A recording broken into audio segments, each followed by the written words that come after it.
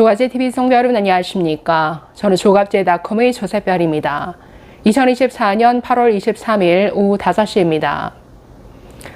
김종인 전 국민의힘 비상대책위원장이 윤석열발 의료대란을 아주 강하게 비판했습니다. 전두환 대통령도 전문가 의견은 존중했었어. 이렇게 무대뽀로 밀어붙이진 않았다고 이런 취지의 발언이었는데 대통령이 의료 분야에 대한 전문적 지식도 없으면서 무리하게 일을 추진하다가 이런 의료 대란을 만들었다. 이러다가는 정권 유지도 힘들 것이다 라고 경고했습니다. 자, 이 내용 좀 살펴보겠습니다. 자, 어제 22일 CBS 라디오 김현정의 뉴스쇼에 출연해서 이런 발언을 쏟아냈는데 자, 김종인 전 위원장 이마에 커다란 밴드를 붙이고 나왔습니다. 새벽에 넘어지는 바람에 이마가 깨져서 응급실에 다녀온 얘기를 소개했는데 자, 이렇게 말합니다. 어제 새벽에 넘어져서 이마가 깨졌다. 119가 와서 응급실 22군데에 전화를 했는데도 받아주는 곳이 없더라. 겨우 예전에 자주 다니던 병원 응급실에 내 신분을 밝히고 갔는데 의사가 없었다. 이건 솔직히 겪어보지 않은 사람은 모르는 문제다. 자, 그러면서 사람들이 직접 느끼지는 못하지만 사실 민생 문제의 제일 중요한 과제가 의료 대란이다 라고 이렇게 강조했습니다. 자, 앞부분에는 지금 정치 상황에 대해서 이런저런 얘기를 나누다가 지금 여야가 계속 민생을 강조하는데 정작 이 의료 대란에 대해서는 이게 가장 민생의 핵심 문제인데 여야가 이 문제에 대해서는 전혀 관심이 없다라는 겁니다. 그래서 자신이 직접 겪은 응급실 마비, 이 의료 대란을 통해서 윤석열 정부가 밀어붙인 이 의대 증원 정책이 얼마나 무식한 무대포 정책인지를 이렇게 비판하고 있습니다. 자, 이렇게 말합니다. 우리나라는 1977년 건강보험 제도를 도입한 이후 50년간 사회의료체제가 안정적 그리고 효율적으로 움직여왔고 그래서 모두가 우리나라 의료제도를 부러워하던 상태였다. 네, 사실 이 김종인 위원장은 서강대 교수로 있으면서 1970년대 박정희 대통령에게 이 건강보험 제도를 도입해야 된다 건의한 인물로 알려져 있습니다. 그래서 사실상 지금의 이 의료보험 제도를 뭔가 설계한 그 한 사람으로서 이렇게 기억되는 분인데 그분이 이렇게 지적하고 있는 것이죠. 이렇게 정말 지난 수십 년간 세계가 부러워하는 이 K의료 시스템을 구축해 왔는데 이걸 지금 누가 다 붕괴시키고 있느냐, 그러니까 이런 취지의 발언인데 이렇게 말합니다. 그런데 이번 의대 정원 증원 문제로 의료 대란이 벌어지며 우리나라 의료체계에 적지 않은 손상이 올 우려가 있습니다. 이것이 무너졌을 때는 정권 자체도 유지하기 힘들 것이다. 자, 이렇게 경고했는데 대통령께서 과연 의료에 대한 지식이 충분히 있으신 분입니까? 이렇게 반문하고 있습니다. 의료에 대한 충분한 지식이 있느냐? 내가 보니까 전혀 없는 것 같은데 이런 얘기죠.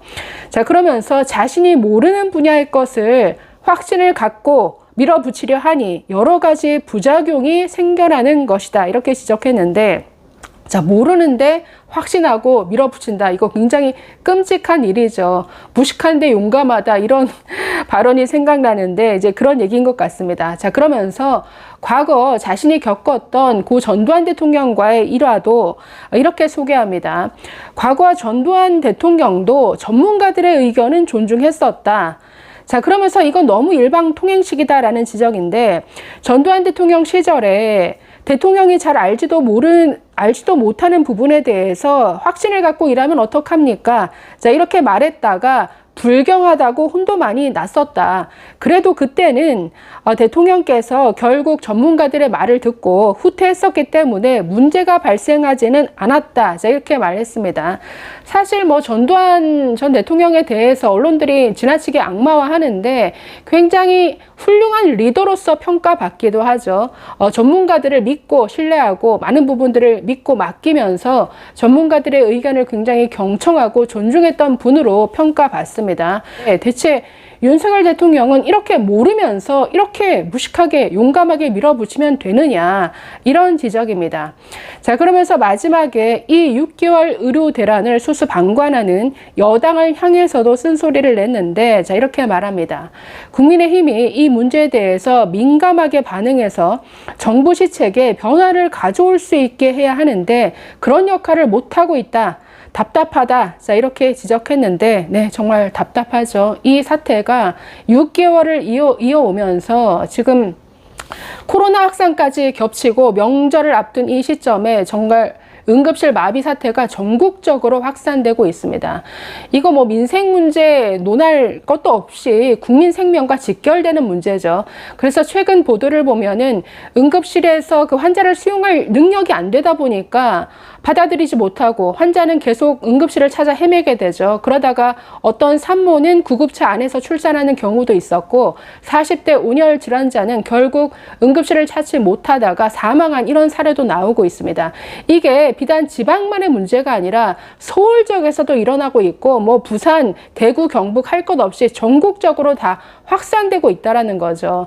자, 응급실이 환자를 받아들이지 못하는 것, 응급실을 담당하는 응급의학 전문의가 사직하고, 그러니까 전공의들이 떠나면서 그동안 겨우 버텨온 전문의들이 버티고 버티다가 사직하고 나감에 따라서 공백이 생기는 그 이유도 있지만, 응급실은 그 응급실만으로 해결되지 않죠. 환자가 거쳐가는 곳일 뿐입니다. 결국 그 환자를 최종적으로 받아서 치료 또는 수술을 해줄 그 배후 진료 역량이 갖추어져 있어야 되는데, 이게 안 되다 보니까 또 환자를 못 받는 겁니다.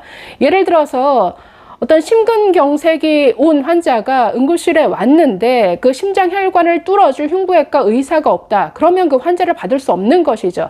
괜히 받았다가는 시간만 지체하다가 사망하면은 그 응급실에서 책임을 지게 되니까 못 받는 겁니다.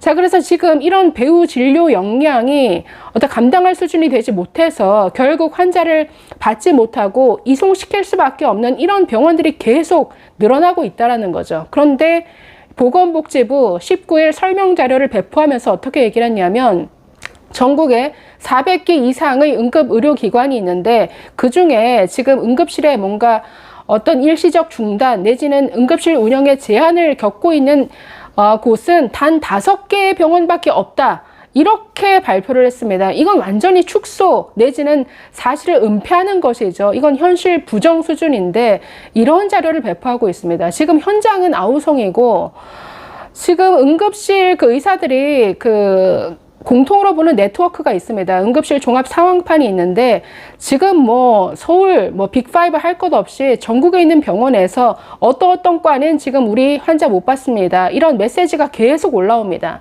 5개 병원밖에 없다고요. 응급실 파행이 5개 병원을 제외하고 나머지는 다 파행이 없다? 나머지는 다 정상이다. 이건 완전히 윤석열 정부 발 거짓말이죠. 이렇게 현실 부정, 현실을 은폐해서는 안 되는 것이죠. 자, 그래서 김종인 전 위원장까지 나서서 이건 너무나 전문가들의 의견을 무시한 무리한 정책이다. 이렇게 지적하고 있습니다. 이제는 이분의 말대로 이제는 여당이 나서서라도 이 의료대란 빨리 이거를 뭔가 해결하고 뭔가 대책을 내놓지 않으면 정말 지적한 대로 이 정권 유지가 힘들 정도의 상황으로 갈 수 있을 것 같습니다. 좀 이 심각성을 느꼈으면 하는 이런 바람입니다. 감사합니다.